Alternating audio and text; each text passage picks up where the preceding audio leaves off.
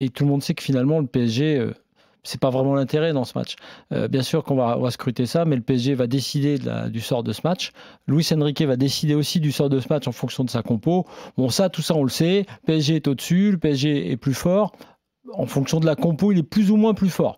Plus tu te rapprocheras des 11 titulaires habituels, plus c'est injouable, plus tu t'en éloignes et plus tu as une petite chance éventuellement d'aller titiller le PSG. Donc ça, c'est le PSG qui décide. En revanche, ce qu'on ne sait pas, et ce qu'on veut savoir et ce qu'on veut voir, c'est pour ça que j'ai dit que l'OM nous devait une revanche, c'est que quand on a abordé le match aller, on s'est dit pareil, c'était pas le même PSG en plus, un PSG qui avait quelques doutes, on s'est dit, bah tiens, l'OM a un truc à faire. Et l'OM n'a rien fait. Donc l'OM, là, dans ce match retour, nous doit une revanche, c'est-à-dire que ils savent là, ils ont presque plus d'excuses. Il n'y a pas la pression du match aller où on leur disait vous pouvez aller taper le PSG, peut-être que vous pouvez aller titiller pour le titre. C'est juste de nous montrer que lui, De Zerbi, l'entraîneur marseillais, entre-temps, il a réussi à mettre en place une équipe, même si là on a quelques doutes sur ce qu'il veut vraiment faire, avec Rongier notamment, il a quand même son équipe en place. Il doit une revanche aux supporters marseillais par rapport à ce qui s'est passé, on va dire, à minima dans les 20 premières minutes du match aller. Parce qu'en fait, les OM PSG aujourd'hui, ils ne valent que par le match aller-retour. Le PSG est hors d'atteinte. Et l'OM, en revanche, doit montrer que c'est le vrai deuxième de la Ligue 1. Parce que les autres, là, pour l'instant, l'ont laissé deuxième parce qu'ils ont perdu des points, même si le Monaco revient un peu. Donc l'OM doit nous montrer demain que c'est le vrai deuxième de la Ligue 1, c'est-à-dire de faire un meilleur match que ce qu'on a vu faire au challenger du haut de tableau face au PSG récemment. C'est ça que j'attends de l'OM, et pas les matchs qu'on a vus récemment, c'est-à-dire de le faire, en plus, après une séquence qui n'est pas bonne, globalement, malgré la victoire contre Nantes. Donc c'est pour ça que moi, j'ai envie de voir un truc de manière très positive. C'est la meilleure équipe de France et peut-être d'Europe, je l'espère, en fin d'année pour les supporters parisiens. Et puis, la deuxième meilleure équipe de France. Et je ne trouve pas que l'OM ait montré là récemment qu'ils étaient cette deuxième meilleure équipe. Et je pense en revanche qu'ils ont les qualités techniques et l'effectif pour être cette meilleure équipe.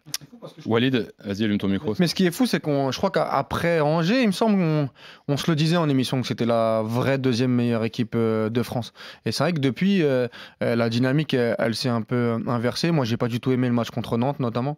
Celui contre Lens était meilleur et il méritait un meilleur sort, mais ça n'a pas été suffisant sur la deuxième mi-temps. Et moi, je suis sur la même tonalité que Flo là-dessus, que ce soit les joueurs et surtout De Zerbi. Moi, s'il n'y a pas match sur les deux rencontres, c'est problématique.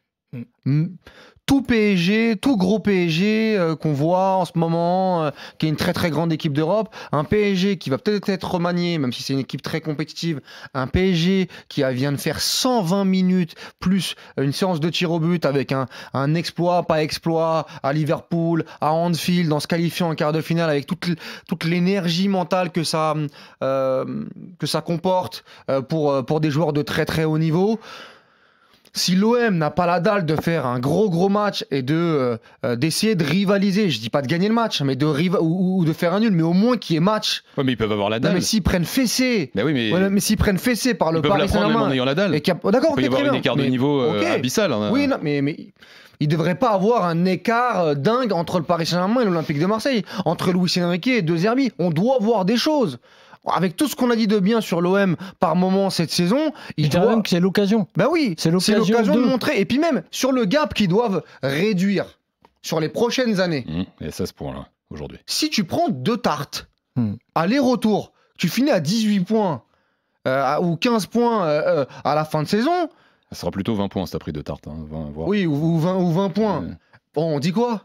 Moi, sincèrement, s'il y a pas match, s'il y a fessé pour le Paris Saint-Germain, je valoriserai le PSG, mais ce sera pas normal pour l'Olympique de Marseille. Juste pour terminer. Surtout qu'en plus, même dans l'image que tu as d'une saison où t'as pas eu de Coupe d'Europe, malheureusement pour eux, la Coupe de France, ça s'est terminé très tôt avec ce match contre Lille où ils étaient meilleurs que Lille, mais ça marche pas. Il faut du biscuit pour les supporters. Il faut des images fortes, et ça passe aussi par avec tout ce qui va se passer autour de Rabiot. Il y a un truc qui doit se jouer demain. Fabrice est là, supporter de l'OM. Salut Fabrice, bienvenue dans l'After. Même si j'y crois pas, moi, mais... Bonsoir messieurs. Bonsoir messieurs. Est-ce que tu es d'accord, Fabrice, avec Flo, avec Walid aussi, finalement, est-ce que tu attends une revanche de ton équipe là, ce dimanche soir ? Nous, on attend toujours. Après, moi, je suis pas trop d'accord avec Walid parce que la différence, elle est abyssale. C'est un gouffre. Mais ça, tout le monde, tout le monde le sait qu'elle est abyssale, la différence. Mais sur un match, sur un match, Walid, ils viennent de taper la meilleure équipe d'Europe. Moi, non, alors, David, après, je t'en donne la parole.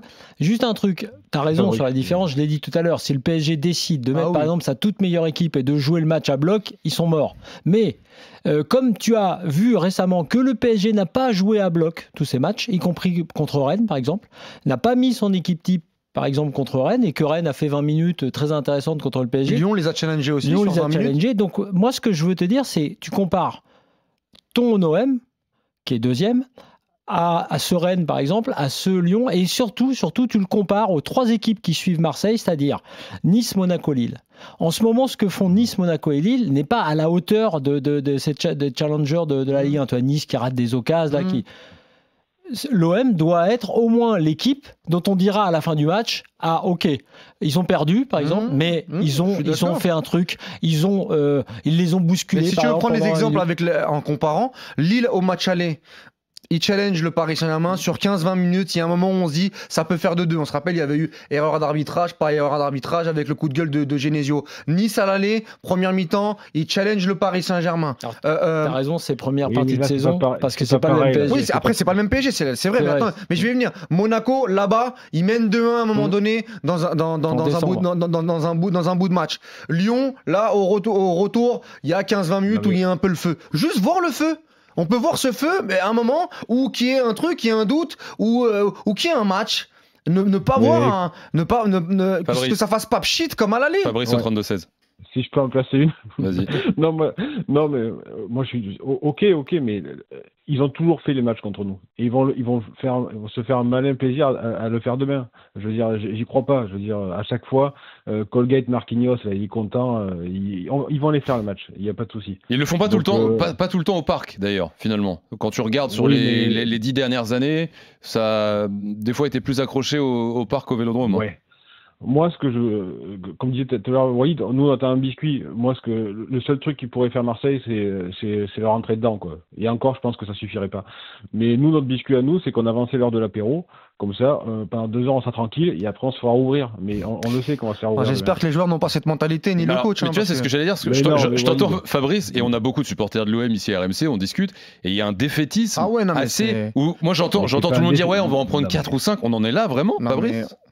Mais bien sûr non mais attendez, vous avez vu comment ils jouent Paris, vous avez vu comment nous on joue, mais nous on est une bonne équipe. Oui, mais sur un match ça doit s'égaliser tout ça sur un match. Non, enfin ça doit se réduire, excuse-moi. Moi bien évidemment que je vois aujourd'hui, si je dois pronostiquer, je vois un 3-1, 4-1 Paris Saint-Germain. Mais si t'es du côté de Marseille, ces matchs-là tu veux les jouer. Ces matchs-là, tu veux te confronter à la meilleure équipe d'Europe, ou en tout cas l'une des meilleures équipes d'Europe actuellement. Tu dois te jauger. Où est-ce que tu es par rapport à ça sur un match?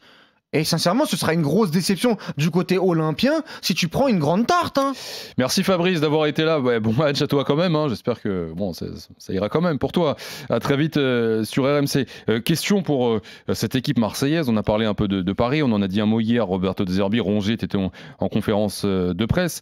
Le problème pour cet OM dans la séquence dont vous parlez, Flo, Walid, c'est la forme des joueurs qui ont été les meilleurs Marseillais depuis le début de la saison. Greenwood, Luis Enrique. Alors, De Zerbi, on l'a écouté hier, il a dit qu'il n'y avait aucun souci avec les 2 joueurs. Højbjerg qui n'est pas là. Højbjerg qui n'est pas là. Qu'est-ce qu'il faut faire avec Greenwood, avec Luis Enrique? Est-ce que l'OM a forcément besoin de ces 2 joueurs au top pour pouvoir poser des problèmes à Paris? Tu as 2 choses. Tu as forcément besoin de ces 2 joueurs. Là, je parle contre Paris. Mais effectivement, s'ils sont, comme il semblait le penser au match précédent, s'ils n'ont pas été bons à l'entraînement, s'ils ne sont pas bons, ou si ce que Luis Enrique fait le repli défensif qu'il a fait sur le but des Lensois, là, contre Paris, t'es mort vivant. Donc, tu as besoin de ces joueurs-là, mais tu as besoin d'un Greenwood qui, quand on l'a vu au début de saison, qui courait, qui faisait quelque chose. Il fasse autre chose que des stats, quoi. C'est ce qui m'a inquiété, moi, dans leur rentrée, c'est que s'il a voulu, parce qu'il a prétexté une sorte de méforme et tout pour les 2, mais en gros, il les a plutôt mis sur le banc, c'est leur réponse sur le terrain. Moi, j'ai pas trouvé la réponse, alors ni la réponse de ceux qu'ils ont remplacés, mais même la réponse à eux 2, Luis Enrique et Greenwood, Moi, j'ai pas trouvé que c'était une réponse pour dire au coach, vous avez raison, faut qu'on se mette plus une pile. Non, c'était au contraire, c'était l'inverse. Donc, t'as raison, cette question-là, elle se pose. Parce que là, alors, contre le PSG, ce qui est clair, le Brest, par exemple. Brest, à bloc, au top, qui a essayé, ils ont bousculé le PSG en Ligue des Champions là, pendant 12 minutes. Tu vois, c'était ça. Sinon, le reste, ils n'ont pas existé. Et eux, ils étaient au top sur le terrain, c'est-à-dire sur tous les contacts, sur tous les trucs. Si là, l'OM fait ce qu'ils ont fait à l'aller, c'est-à-dire sur les 20 premières minutes, alors là, pour le coup, il n'y a plus de débat, c'est bon, on renvoie le tout et c'est terminé. Alors, l'argument qui revient pour que beaucoup sur les réseaux sociaux, je le vois encore dans le chat sur YouTube ce soir, pour que l'OM gagne le match, c'est que Marseille gagne sur tapis vert. C'est un truc qui remonte beaucoup. On le sait, on en a parlé dans l'after depuis 2 jours. Les autorités, les pouvoirs publics sont très attentifs à ce match. Les tribunes, les chants homophobes, on surveille énormément. Il y a le retour d'Adrien Rabiot pour la première fois avec le maillot de l'OM au Parc des Princes. Il y a des grandes chances qu'ils ne se finissent pas ce match. Il y a le PSG qui a envoyé des messages, des mails à ses abonnés en disant qu'en gros il fallait être derrière l'équipe et que le club ne voulait pas de chants insultants. Luis Enrique, aujourd'hui, en conférence de presse, a été interrogé justement sur cet aspect qui, et Walid, tu le dis toi aussi, pourrait être décisif sur ce match. Je crois que dans ces moments, les supporters du Paris Saint-Germain doivent se concentrer sur notre équipe, le PSG, apprécier ce que nous faisons et respecter le rival. Il n'y a pas meilleure indifférence que de ne pas s'occuper de l'adversaire et de se concentrer sur notre équipe. Et évidemment, le débat qui va ressurgir aussi, c'est parce que ces chants ont lieu au Parc des Princes, que c'est le stade où tout le monde va, que c'est le stade que tout le monde regarde, c'est le gros match du dimanche soir, que les chants qu'on risque, on n'espère pas, mais qu'on risque d'entendre ce dimanche soir, on les entend ailleurs, mais ça fait pas autant de bruit. Et là, normalement, on lance un Barry White. Le silence après Thibaut Jean-Grande, c'est du Thibaut Jean-Grande. Ou un Marvin Gaye. Non, le truc, c'est que j'espère qu'on ne fera pas de ce match un exemple au point d'arrêter le match. Je veux dire, bien sûr qu'il faut que des sanctions soient prises s'il y a des chants qui sont terribles, mais pas le fait d'arrêter un match comme ça, alors qu'évidemment, il y a toutes les raisons que ça ne se passe pas très bien dans les tribunes, à la fois par rapport à Rabiot et pour le reste. Maintenant, je pense qu'après, pour revenir à ce que tu disais au départ, pour aller au point d'avoir une annulation de match, une victoire sur tapis vert, bon, tu vois, je crois pas qu'on en soit là. Mais bon, c'est sauf si, comme tu le dis, ils veulent en faire un exemple. Dans ce cas, si tu as une bonne stratégie, si tu es Marseillais, tu te déguises en Parisien et tu fais des chants interdits. Ouais, alors après, pour se déguiser, t'es Marseillais, tu te déguises en Parisien, effectivement. Voilà, c'est une option.